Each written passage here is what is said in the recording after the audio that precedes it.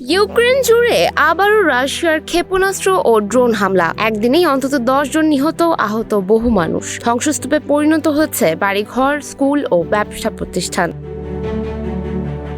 ইউক্রেনের বিভিন্ন অঞ্চলে সোমবার দিনভর চালানো রাশিয়ার ধারাবাহিক হামলায় অন্তত 10 জন নিহত হয়েছেন। ইউক্রেনীয় কর্মকর্তারা জানিয়েছেন হতাহতের সংখ্যা আরও বাড়তে পারে। সবচেয়ে বেশি ক্ষয়ক্ষতি হয়েছে দক্ষিণ পূর্বাঞ্চলের দিনিপ্রো শহরে। সেখানে ক্ষেপণাস্ত্র হামলায় নিহত হন অন্তত 6 জন এবং আহত হন 29 জন। হামলায় একটি ব্যবসা প্রতিষ্ঠান, একটি স্কুল, ব্যক্তিগত বাড়িঘর এবং বেশ কয়েকটি গাড়ি ক্ষতিগ্রস্ত হয়েছে।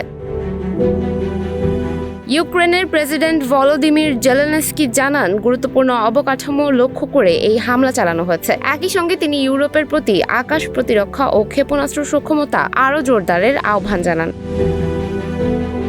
অন্যদিকে জাপোরিঝিয়া অঞ্চলে একটি যাত্রীবাহী মিনি বাসে ড্রোন হামলায় 2 পুরুষ ও 1 নারী নিহত হন। আহত হন 7 বছরের এক শিশুসহ আরও 8 জন। উত্তর পূর্বাঞ্চলের খারকিভ শহরেও গ্লাইড বোমা হামলায় প্রাণ হারিয়েছেন 23 বছর বয়সী এক নারী। আহত হয়েছেন আরও 10 জন। ক্ষতিগ্রস্ত হয়েছে একটি ট্রাম ও অন্তত 15টি গাড়ি।